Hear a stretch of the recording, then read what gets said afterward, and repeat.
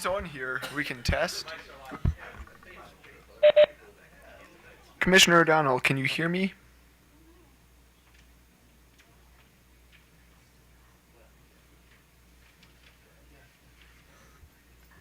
Check, check. Commissioner O'Donnell?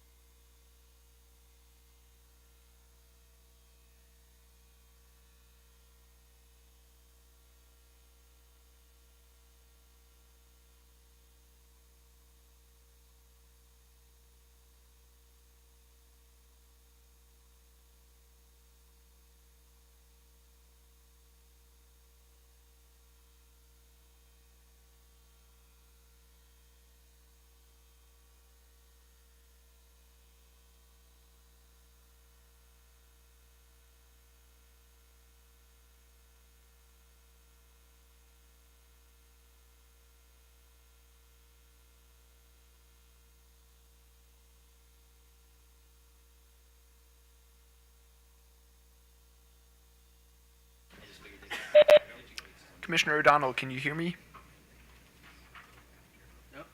Yes, I can hear you now. Perfect. We can hear you loud and clear.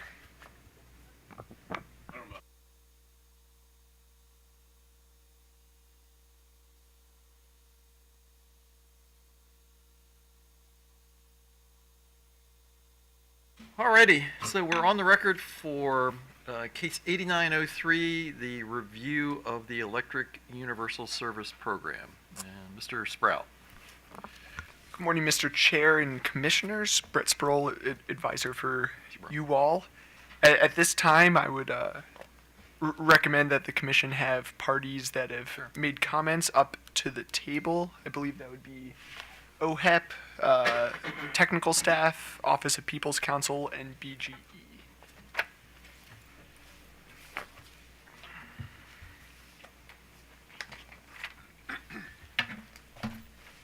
And I guess we should probably take appearances, right? Oh, sure. Brett, can you spell your last name for the court Yes, report? that is Brett Sproul. Sproul. First name Brett, B-R-E-T-T. Last name Sproul, S-P-R-O-U-L. And starting with? My name is Catherine Natofji. That's Natafgi.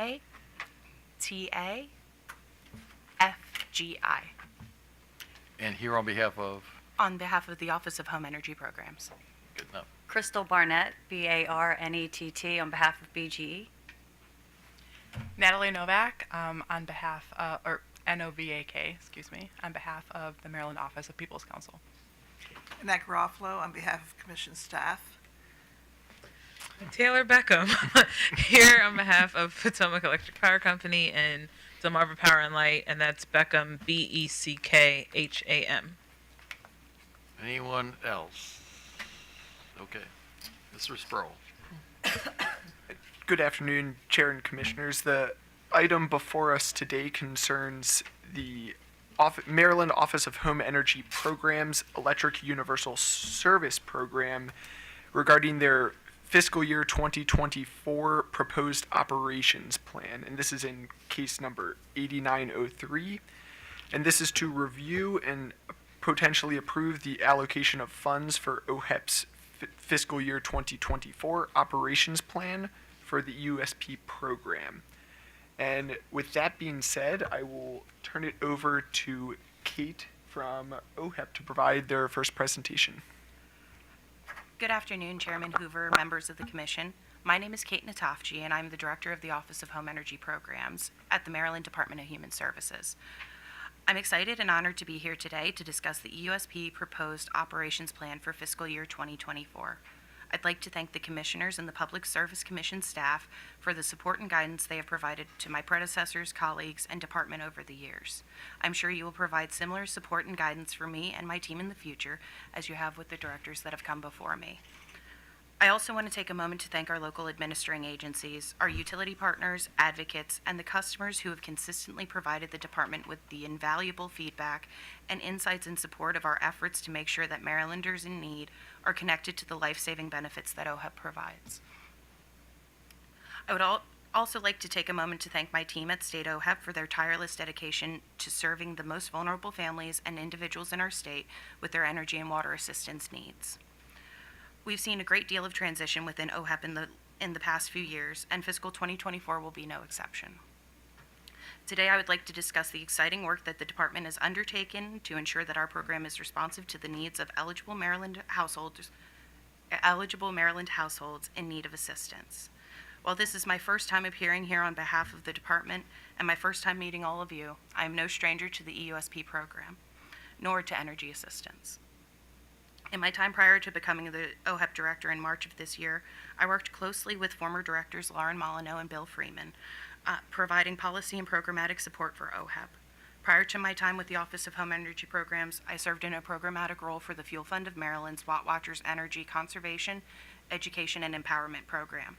In total, I've been involved in the world of energy assistance for the last 8 years, observing the last 6 EUSP operation plan hearings, and preparing the department's annual operations plan for the last 3 years. While my background is almost certainly the least important topic that we will discuss today, I wanted to share this information with the Commission since I acknowledge that I am the third OHEP director who has testified before this Commission in its many years. My hope is that sharing this information regarding my background will ease some of the concerns that you may have regarding consistency within our department. The Department of Human Services, through the Office of Home Energy Programs, is responsible for administering the Electric Universal Service Program, or EUSP, and the Maryland Energy Assistance Program, or MEAP. The goal of EUSP is to help make electric bills more affordable to low-income families and to prevent utility service terminations due to non-payment. There are 2 components to the EUSP program, the bill payment assistance and the electric arrearage retirement assistance. EUSP bill assistance is funded by electric ratepayer dollars collected through monthly utility bills, whereas the electric arrearage retirement assistance program is funded through Regional Greenhouse Gas Initiative, or RGGI dollars, by way of the Maryland Strategic Investment Fund. The MEAP program is funded entirely through the Federal Low-Income Home Energy Assistance Block Grant, known as LIHEAP. The goal of MEAP is primarily to help make heating bills more affordable to low-income families. MEAP provides benefits for all types of heating, including electric, gas, propane, oil, kerosene, coal, and wood. Additionally, OHEP has operated the Natural Gas Arrearage Retirement Assistance Program since 2019, which is also funded through the LIHEAP Federal Block Grant. This grant is designed to provide funds to alleviate recipients' past due natural bills, allowing these households to finally catch up on their bills. Since MEAP and EUSP are increasingly fully integrated, the EUSP plan includes some information regarding MEAP, and I hope that this information is helpful.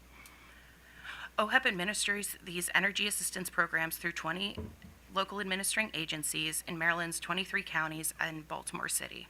Local administering agencies consist of 9 local departments of social services, 2 are administered by local governments, and the remaining 9 are administered by nonprofit community action agencies. These community action agencies are under contract with DHS to deliver energy assistance services in their respective territories. Income eligibility guidelines for OHEP limit benefit awards to households up to 200% of the federal poverty level for all participants. OHEP utilizes a dynamic benefit matrix for calculating benefit amounts. This benefit matrix considers household income, household size, housing status, energy use, and utility costs. The matrix is structured so as to provide the highest benefits to the households with the greatest energy burdens and the lowest incomes. At this time, I would like to share some brief highlights from our program from the past year. In 2023, we finally saw a full return to pre-COVID application and benefit issuance rates. As of July 1st of 2023, preliminary reporting shows that OHEP provided nearly $86 million in benefits to nearly 92,000 households in the state of Maryland, for an average EUSP benefit of $937. As of July 1st, OHEP issued just under $31 million in electric arrearage retirement assistance benefits to over 27,000 households, for an average benefit of $1,122. In 2023, OHEP saw a 20% increase in applications year over year, with a 21% increase in the number of households receiving EUSP benefits compared with fiscal year 2022. With the substantial increase in benefit issuances that we saw in program year 23, paired with the reduced availability for supplemental federal funding, the department will realign benefit levels in 2024 to be consistent with 2019 benefits. This realignment of OHEP benefits to historical levels will also be necessary to implement categorical eligibility for Supplemental Nutrition Assistance Program, SNAP, Temporary Cash Assistance, TCA, Supplemental Security Income, SSI, and means-tested Veterans Program benefit recipients, as required by recent legislation passed by the Maryland General Assembly. This means that participants in these programs will not need to fill out a separate application in order to receive energy assistance. The department expects that categorical eligibility will automatically enroll an additional 32,000 eligible households into OHEP's programs. While FY24 will bring reduced benefits in order to accommodate the substantial increase in applicants, the implementation of categorical eligibility will be the realization of plans that the department has been discussing in these hearings for many years. Additionally, in fiscal year 2023, OHIP implemented the uniform redetermination process statewide. This process provides seniors and individuals with disabilities on a fixed income with a simplified application process for energy assistance. In fiscal year 2024, we have automated this process, placing eligible households on a schedule to receive their notices while still allowing local offices to provide redeterminations upon request for the customer. In fiscal year 23, OHEP piloted a process with BG&E to take energy assistance applications over the phone in BG&E's customer care center. To date, the results of this process have been promising, and the department intends to launch a similar application process with PEPCO during fiscal year 2024. Program year 2024 promises to revolutionize the way that we think of energy assistance in Maryland, and I am proud to be in a position of leadership during this time. I would be happy to answer any questions or address any concerns that you may have, and I thank you for your time. So, do we want to ask questions of OHEP first or turn to the other? Actually, Mr. Chairman, I'd just like to quickly say that you guys do terrific work, and you're very highly respected in the Maryland General Assembly, and every time there's an attempt to divert money from the MEP fund to other uses, there is never a shortage of people who come to your defense, because that's just how highly we regard you. Thank you. That's a pleasure to hear. Chair Hoover, it is up to your discretion whether you'd like to ask questions of OHEP right now, or we could hear tech staff, OPC, and BG's comments as well. Well, so let me. Parties. Commissioner Richard? I'd be interested to hear the other presentations, because there are some points that I believe they're going to make, and I would enjoy giving the Sure. OHEP an opportunity to respond to, but I didn't want to preempt their presentation by asking them first. Commissioner O'Donnell, you have any questions for OHEP or before we move on? No, Mr. Chairman, I'm good to listen to the rest of the presentations. Okay, well, actually, I have one question, and it has to do with the legislation from last year to create the new expanded, eligibility, category eligibility. So I know that your process, the intake folks are actually not your folks, but they're actually in the local subdivisions, the counties and the city and things like that.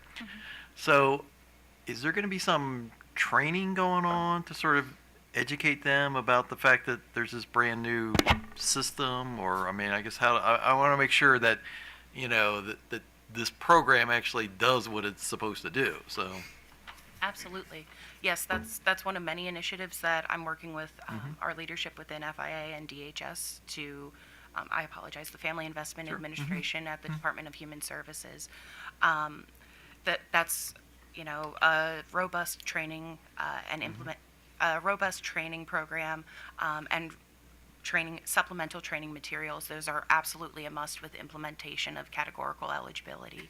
In addition to several technology upgrades.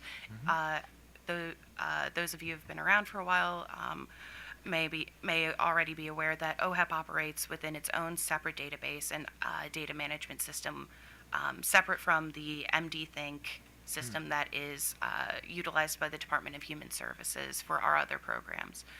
So part of our implementation of categorical eligibility will not only be that training component for our community action agencies who do currently have access to the MD Think eligibility and enrollment portal. However, it will also include a technology component so that we can put up as many guardrails as possible for our teams to understand exactly what levels of income are coming into a household and to clarify who is eligible for energy assistance. So yes, there's a robust training plan also currently being developed for particularly for our community action agencies and local government agencies. The OHEP offices that are stationed within local departments of social services, they're already very familiar with the OHEP process as well as SNAP, TCA, and SSI, those benefits and those programs, since they're housed in offices where those programs are administered. And that's typically how those offices operate, is that there's more crossover between, especially on the front lines when we're dealing directly with customers. There's a lot more crossover between programs, whereas you come to the state level and things are quite siloed. sure. Okay. And then I just want to confirm something. So, you get money from various sources, and one of the sources is from the Dominion Cove Point settlement, which was the arrangement that we granted for the LNG plant down there. So the money you get from that, is it just spread amongst your various programs, or is it used for a specific purpose? I apologize. Sure. And just because I Sure. want to make sure that I'm I giving you understand. the best Sure. Yeah. information possible. So the proceeds that come through the Cove Point, the $400,000 that's provided a year, those dollars are allocated towards the Electric Arrearage Retirement Assistance see. Program. Okay. So those dollars go entirely to Oh, benefits. okay. All right. Okay. That's all my questions. So. Moving on, Mr. Chair, I would recommend we can start with technical staff and then move on to OPC and then the utilities. Okay. That works. Good afternoon. As noted in our comments, staff supports OHEP's 2024 plan and the budget set forth in the plan. Staff's position has long been that the emphasis of EUSP should be on bill payment assistance, and staff applauds the use of the lion's share of ratepayer funding for bill assistance, as well as the use of additional RGGI funds for that purpose. The coming year will see categorical eligibility become a reality. Staff's aware that DHR, together with OHEP, have been working diligently for several years to enable categorical eligibility.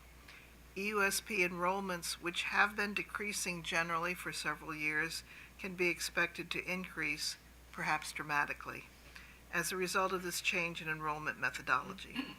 Staff believes that OHEP has sufficient funds to support the EUSP during this coming year of categorical eligibility. However, the Commission may want to consider quarterly reports regarding the extent and source of enrollments in order to track participation by poverty level and categorical eligibility by program type. This could enable a basic analysis of the cost of categorical eligibility, which would be expected to grow over time. That is, the categorical eligibility enrollments might be expected to grow over time and may help in financial planning for the future. And I'm So, open let to me- any questions you may have. Well, actually, not a question for staff, but for OHEP. This quarterly report, is this something that's, can be done, or is this going to be burdensome? Oh, absolutely. This is something we can do. I was actually making a note Okay. that all we right. should Okay, implement that's fine, that. sir. So this is not something that we have to require. You can just take that initiative on your own to provide that information to the commission. Yes, Commissioner. That's great, thanks. Okay.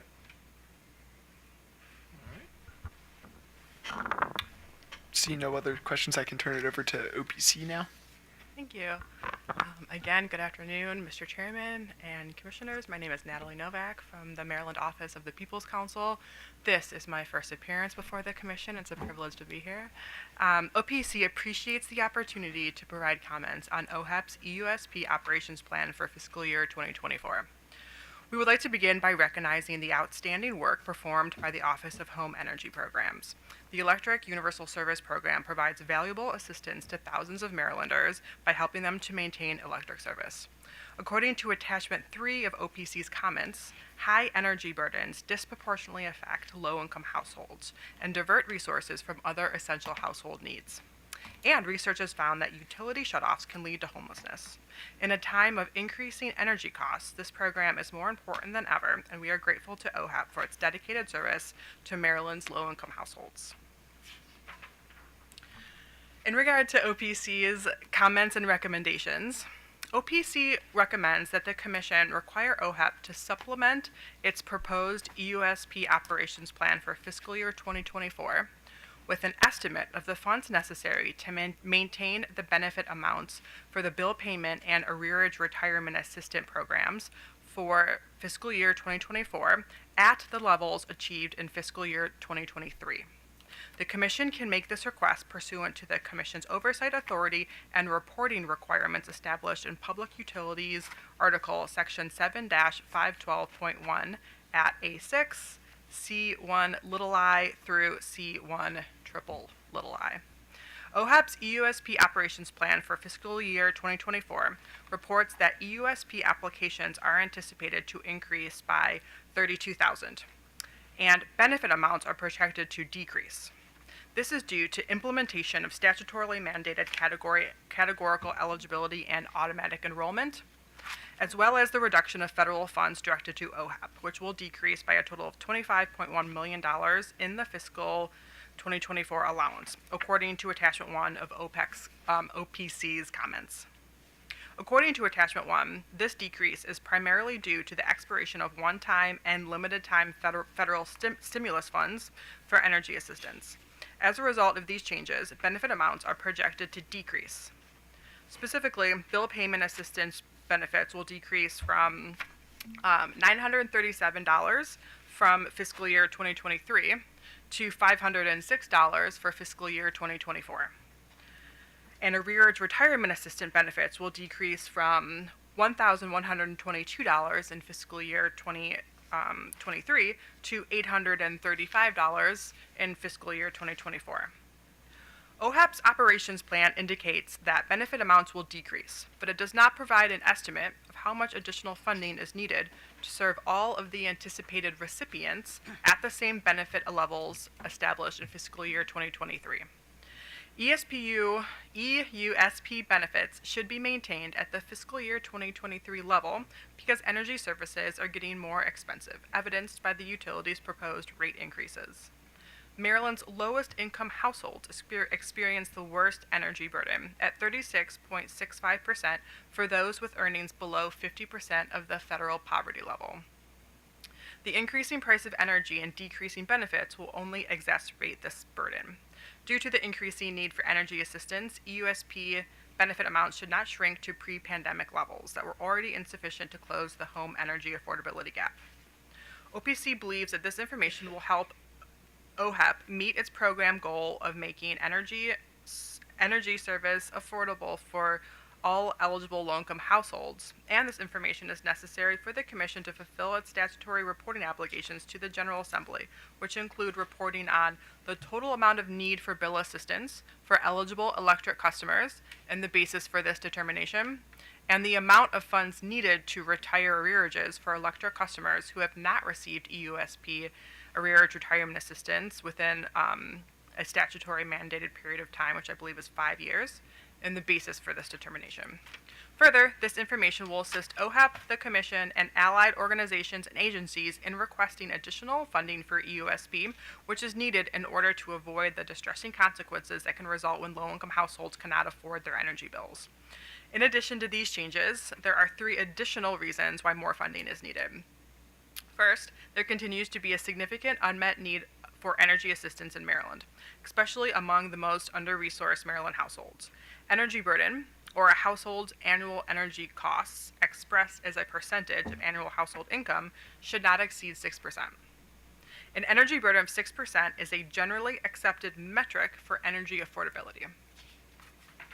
As previously stated, according to Attachment 5 of OPC's comments, Maryland households with incomes below 50% of the federal poverty level, which is approximately 107,000 households, pay 37% of their annual income simply for their home energy bills, which is a crippling financial burden. Stated in terms of dollars, the average dollar amount by which actual home energy bills exceeded affordable home energy bills for households below 200% of the poverty level was $1,723 per household in 2022, and the projected bill assistance benefit for fiscal year 2024 of $506 does not adequately close that gap. Second, recent legislation has made EUSP application process more accessible and user-friendly. This was an important step as application barriers contribute to the relatively low rate of EUSP recipients among all income eligible households. In its 2018 report for OPC, Apprise found that only approximately 25% of income eligible households were participating in the EUSP program. Human Services Article Section 5-5A-09 of the Maryland Code made the application process easier and more accessible for those 65 years of age and older. And additional legislation codified under Public Utilities Article Section 7-512.1A8i now allows all applicants at least 3 months to provide missing documents before an application is denied. These changes appear to be functioning as intended. As reported in Attachment 1 to OPC's comments, which states DHS reports that 51,625 applications that were initially denied due to missing information were subsequently cured in 2022. Additional funding will be needed to serve the new program recipients that will continue to grow due to these changes. And third, Maryland's commitment to broader electrification of both existing buildings and new construction as a component of decarbonization, highlighted in the Climate Solutions Now Act of 2022, provides another reason why an increase in funding for EUSP would be timely. It establishes a Building Energy Transition Implementation Task Force that, among other duties, is authorized to consider financial incentives to support all aspects of the transition to electrified buildings, and the establishment of low-income household holistic retrofit targets and heat pump sales targets. So if Maryland is to meet its climate goals, it will be necessary to devote resources to building electrification for low-income households, and it will be necessary to make that electrification affordable for those households. There are also operational changes that could be made to increase the efficacy of this program. First, the provisions in the previously cited statute Human Services Article Section 5-5A-09 of Maryland Code should be applied to all customers who are homebound, request accommodation, or who fall under OHAP's definition of a vulnerable household, not just those over the age of 65. The statute removed several application barriers for applicants who are 65 years of age or older. Specifically, for these applicants, the statute mandated a uniform redetermination process and special accessibility provisions, including home visits and allowing another individual to apply on that customer's behalf. It also eliminated the need for current customers to reapply if their eligibility is not changed from the previous year. These common sense provisions should be applied to all applicants who are homebound, request accommodation, or who are a part of a vulnerable household, regardless of their age. Applicants who are homebound, request accommodation, or are part of a vulnerable household are already experiencing barriers to access these benefits, and the special provisions granted to applicants 65 years and older should also be extended to these groups. OHEP's vulnerable population waiver defines a vulnerable household as one with a household member who is over the age of 65, but also under the age of 2 or medically fragile. In fiscal year 2021, only 58.6% of EUSP bill assistance applications resulted in the ratepayer receiving benefits. In fiscal year 2022, specifically between the period of July 1st, 2021 and April 30th, 2022, 66.5% of EUSP bill payment applications resulted in a customer receiving the benefit. And in fiscal year 2023, specifically during the period of July 1st, 2022 and May 31st, 2023, 66.5% of EUSP bill assistance applications resulted in the customer receiving benefits. This relatively low success rate, in conjunction with the 25% EUSP utilization rate, suggests that significant steps must be taken to improve both outreach and the application process itself. Categorical eligibility and automatic enrollment will no doubt improve the application process, but these changes might not fully cure the barriers faced by applicants who are homebound, request accommodation, or who are from a vulnerable household. OPC applauds these changes in the law as a critical step in expanding protection to vulnerable ratepayers, but these protections must be extended to protect all vulnerable applicants regardless of age.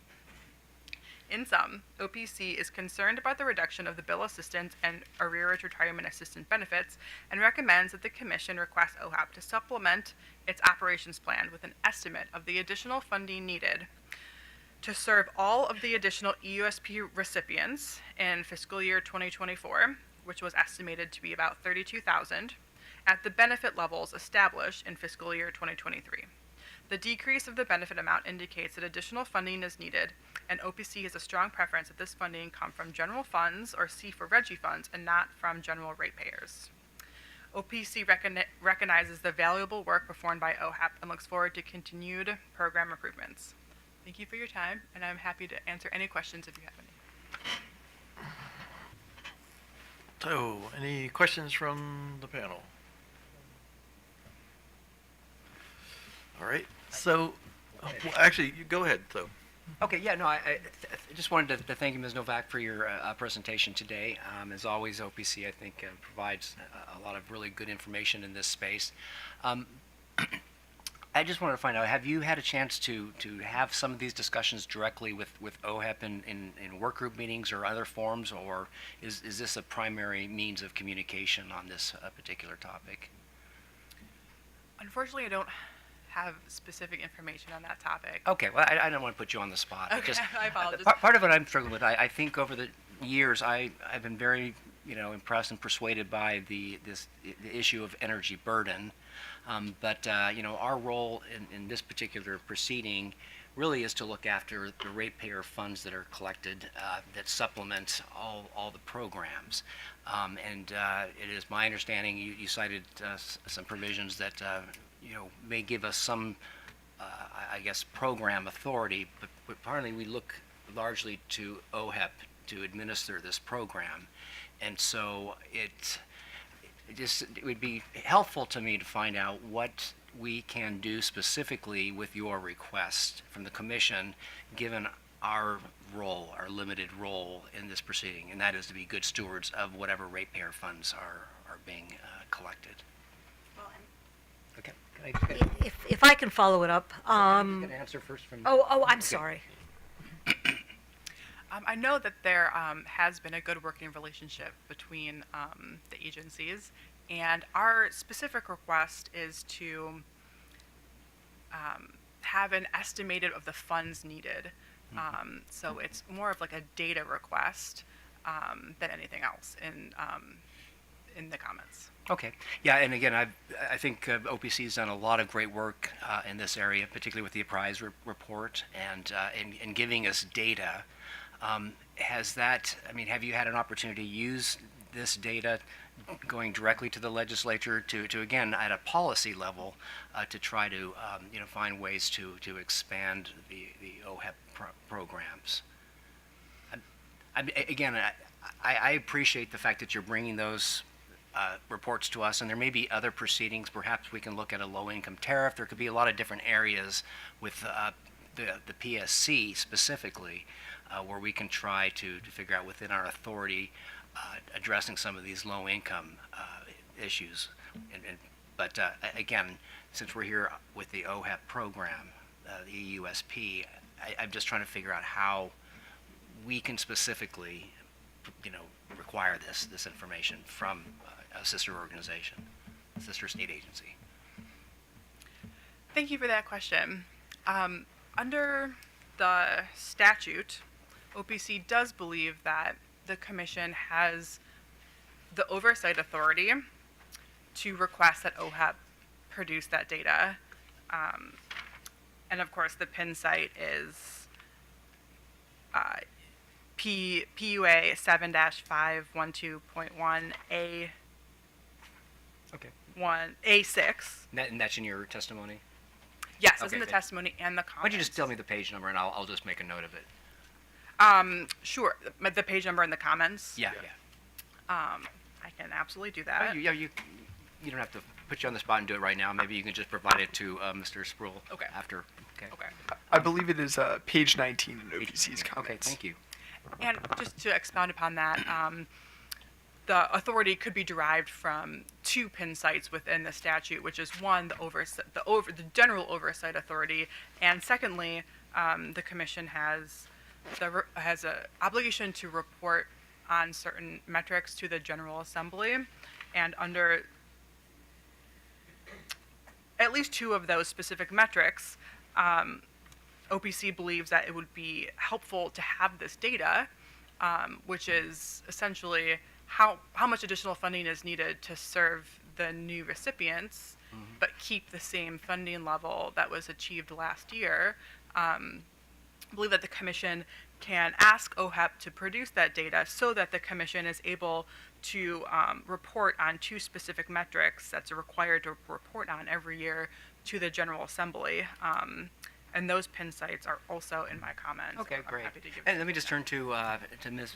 I'm sorry, Natachi. You've heard what the request is. Is this data that you believe OHEP could provide, and do you think that would supplement the report in a meaningful way? Yes. I think that would be data that we would be able to readily provide to the commission as a supplement to our EUSP plan for 2024. Yes.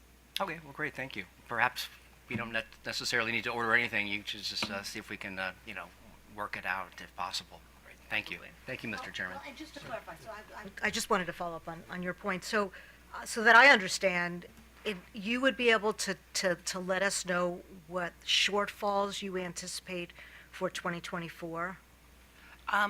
So what I thought that I was committing to was the numbers that OPC had requested about maintaining essentially our projected application intake for FY24 at 2023 benefit levels. Those are numbers that we can generate, but that's not necessarily a budget shortfall. I guess that would be my follow-up. Would you be able to provide us information on where you see shortfalls? That I believe would be a little bit trickier. However, I'm more than willing to, comply with whatever the commission requests. Okay, thank you. Commissioner O'Donnell, any questions? Or? No, sir, thank you. All right. So the other request that was in OPC's comments, is that things that you can do? Or I guess I was thinking about the discussion about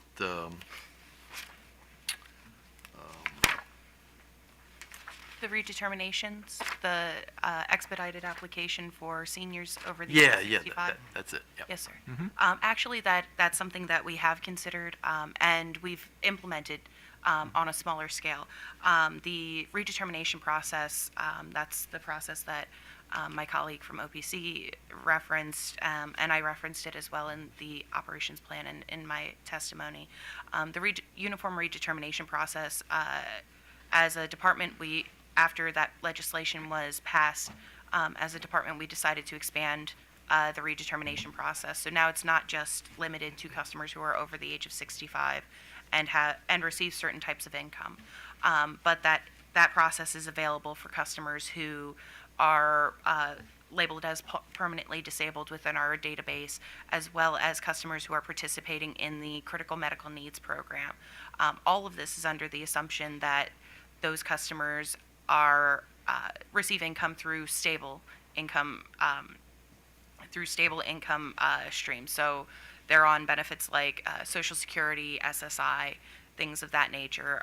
In a household where we have customers who have zero income or have, employment income, those customers would not be eligible for this uniform redetermination process. And the reason for that is that when we created the redetermination process back in 2019, that we wanted to operate under a series of assumptions.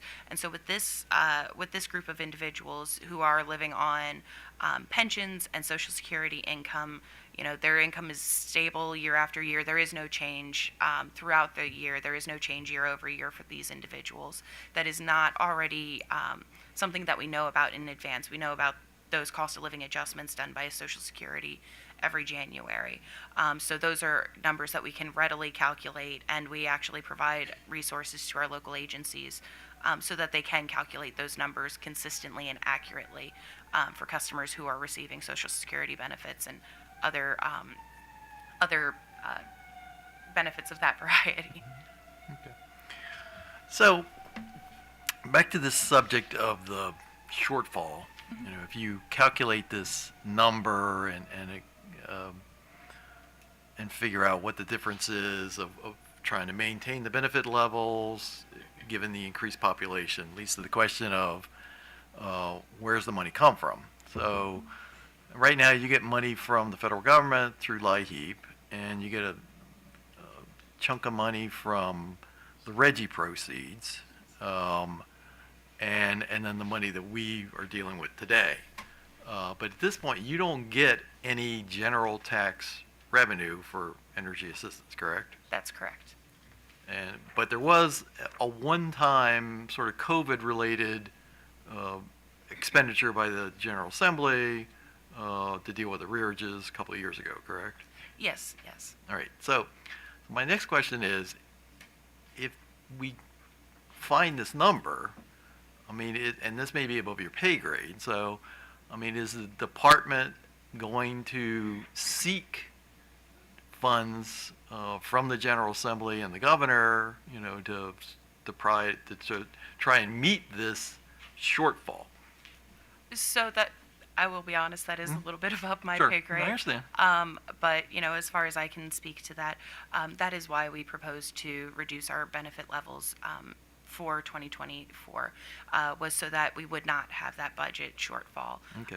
With the assumption that, as traditional and customary in OHEP, when we have a year where we underspend, it's very common for us on a regular basis to provide supplemental benefits towards the tail end of the fiscal year when we find that we would have a budget surplus.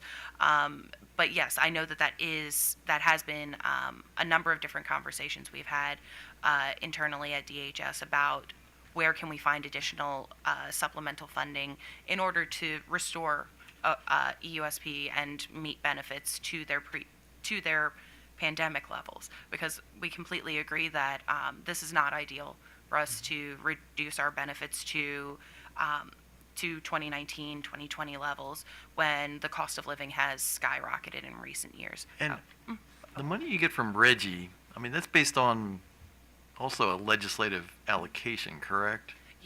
Yes, we're allocated roughly 50% of the proceeds from RGGI. And in order for you to get more money out of RGGI, they would have to change the allocation in the statute. Yes. Okay. So the people that, because I know there's MEA, receives that money and they have some control over it, and I know they have this advisory committee that advises them, but they don't have the ability to substantially expand the amount of money you get, correct? That is my understanding, correct. Okay. All right.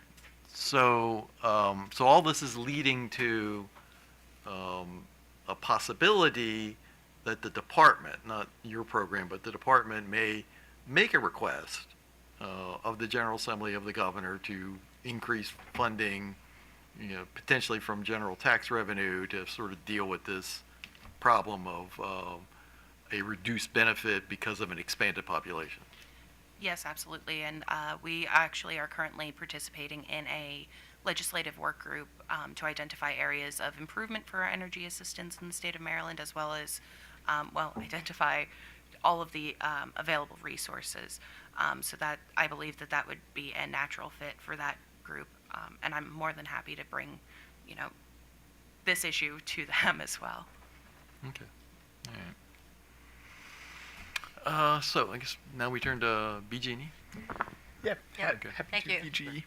Good afternoon, Mr. Chair and Commissioners. BGE actually filed formal comments in this case, and we don't have any additional comments to add, but I do have with me today David Kahn, who is the Energy Assistance Program Manager. If anyone has any questions, we're available. Any questions for BG&E? Yeah.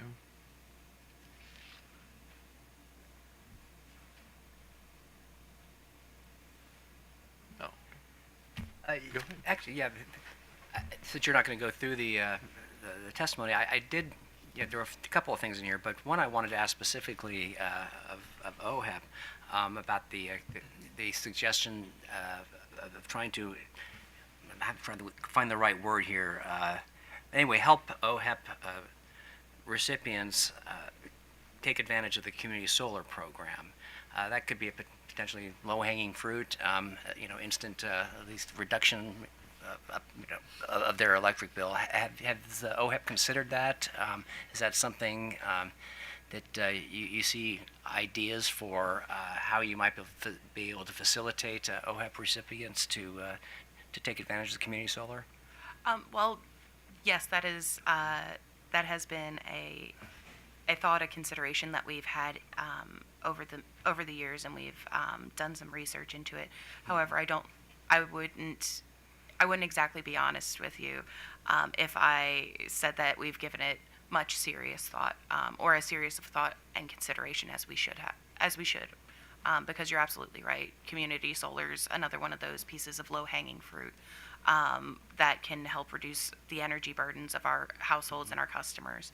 And I've run up against multiple community solar initiatives in my career and in my time, and it just seems to be an ideal fit.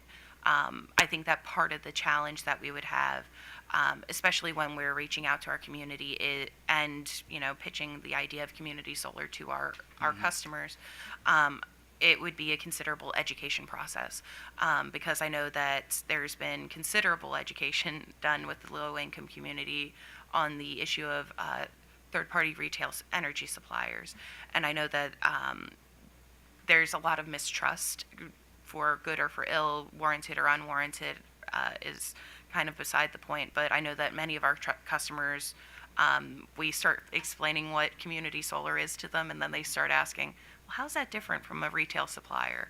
That doesn't mean that it's an unachievable goal. It doesn't mean that it's something that we can't do, or that we shouldn't do. It just means that, that's something that we would need to take into account.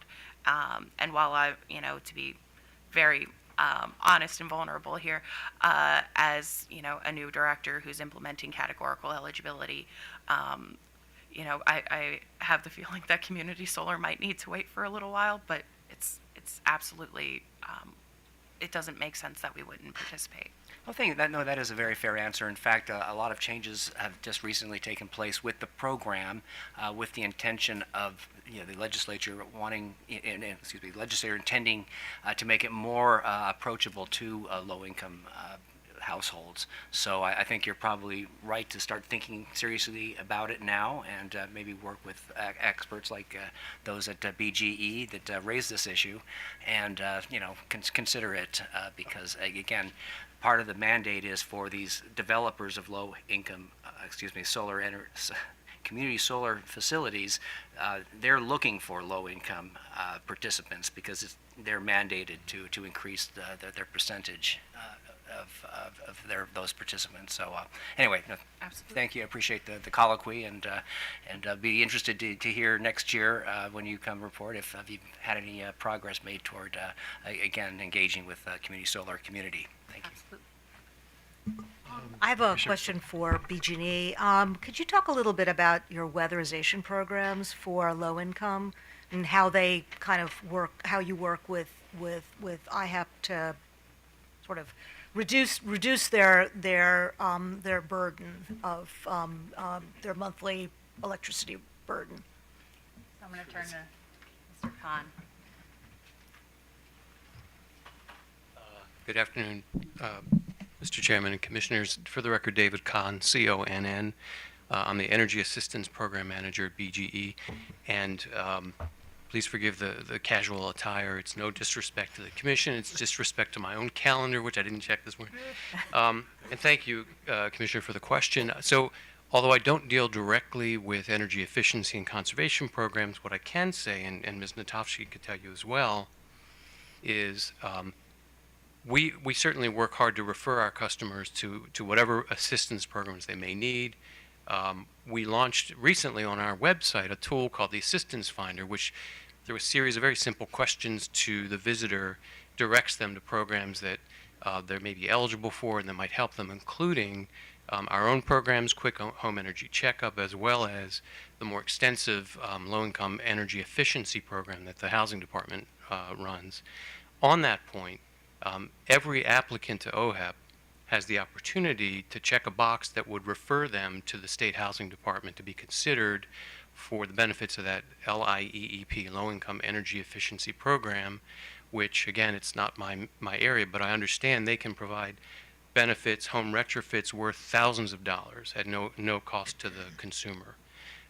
So, you know, in both of those ways and more, the community meetings that we have, the outreach events, we're constantly referring customers in need to those programs. It's no secret that, on average, lower income households tend to have a higher usage than many others who can afford, you know, tighter homes, better energy efficient homes and appliances. And so it's really, it's a work in progress. Right. So I guess my question was really directed at the kinds of programs that BG&E has. So it sounds like you have a checkup. So you go to the household, you review the appliances, and you look at insulation, and you make recommendations. Do you have any other programs? Do you have sort of direct? I mean, I know that there are utilities in the past that have bought refrigerators and given rebates, and those go back a long ways. But are there other than the checkup? Are there programs specifically that are sort of funded by BG&E to help low-income customers bring down their load? So thank you. I understand the question better. When we look at the energy efficiency and conservation programs that we sponsor, that all the utilities in Maryland do, as you know, they're funded by the Empower Maryland system, which I believe is ratepayer funded. I don't want to take credit that it's our shareholders. It's ratepayer funded. The primary programs that are specifically targeted to low-income customers were shifted over to the State Housing Department some years ago by the ruling by the Commission. You know, at one point when they first started, and this is really before my time at BGE, each of the utilities operated their own version of a low-income energy efficiency program. They've been consolidated. So you've ticked off some of the other programs in addition to Quick Home Energy Checkup. There are the rebates, the light bulb subsidies at retail stores, et cetera, but nothing else specifically and exclusively for low-income customers other than the State Housing Department. Thank you. So a couple of follow-up questions based on the questions that got asked by other folks. On the community solar issue, have you, and this is for OHEP, have you reached out to the community solar industry as far as trying to help you with some of the outreach stuff? Because as Commissioner Richard said, you know, part of the deal with the legislation that passed last year was that they were supposed to, you know, solicit low-income customers, so they obviously have a big incentive to reach your clients. So while we've had several conversations with MEA about the potential of a community solar partnership. We have not reached out to individual community solar providers, no. All right. Well, I think they have, within the solar community, there's actually a couple of associations that that you may be able to reach out to and we may be able to provide you some contacts and to expedite that. So, Absolutely. actually, Mr. Khan. Yeah, so I feel like we triggered this part of the discussion, so I do feel an obligation to address it for just a moment. The reason that BGE made note of potentially OHEP supporting community solar for low-income customers is because just a few months ago, the federal, Kate, help me here, the agency that administers LIHEAP, the Administration for Children and It's children and families. Thank you. They put out a memorandum instructing state LIHEAP agencies, such as OHEP, that LIHEAP dollars are an acceptable, or let me flip that around. Community solar subscription fees, the monthly fees that folks pay, are an acceptable use of LIHEAP dollars. Okay. It wasn't it wasn't a mandate on these agencies, and I think that's what started the discussion. I totally understand OHEP's desire to focus on categorical eligibility in the short term. We just wanted to bring it to the attention that at some point that's something to consider. Yeah, I agree. And secondly, on this estimate you're going to do about the shortfall that we've been referring to it, any idea how soon you might produce this number? I mean, I don't want to put you under the gun to produce it, but I guess my thought is the budget process for the state is already underway. And so if in fact, the department is going to make some appeal to the powers that be about trying to deal with this, probably, sooner rather than later, might make that happen. Yes, we would absolutely be able to provide those numbers within the next couple of weeks. Oh, okay, all right. And so I take it OPC's view is if OHEP produces this number, that you'd be in support of some effort to encourage the governor and the General Assembly to try to consider the idea of using general tax revenue to supplement the money that's already in this program. Yes, that's my understanding, that OPC would support a recommendation of taxpayer money and not ratepayer money. Okay, all right. So any other questions? All right, so I take it what we need to do is, did we approve their operation plan? Yes, I believe with this item specifically, it would be the approval of the operations plan specifically, and I'll let tech staff chime in here as well. You definitely want to approve their budget, and staff put in their comments items that you might want to consider. But the ratepayer funding that they will be expending, Right. you need to approve that. So I guess my question is this something I can do via motion today, or do we need to take this under advisement and then? Usually there's an order at some, excuse me, usually there's an order at some point. But we can at least substantively kind of, all right, so I guess I would make a motion that we approve the Office of Home Energy Programs FY 2024 proposed operations plan, and that we also approve the $36,865,908 in ratepayer funds to contribute to the state's energy assistance. And I guess we'll start with Commissioner Sutton. Aye. Commissioner Boomer. Commissioner Richard. Aye. Commissioner O'Donnell. Mr. Chairman, I vote aye, but I have a question. Sure. Will this be followed by a letter order to memorialize this? What's it? Yes, Mr. Commissioner. Yes, so my understanding from the That executive was wrong. secretary is, yes, that'll happen, so, Via letter order? Okay. yes.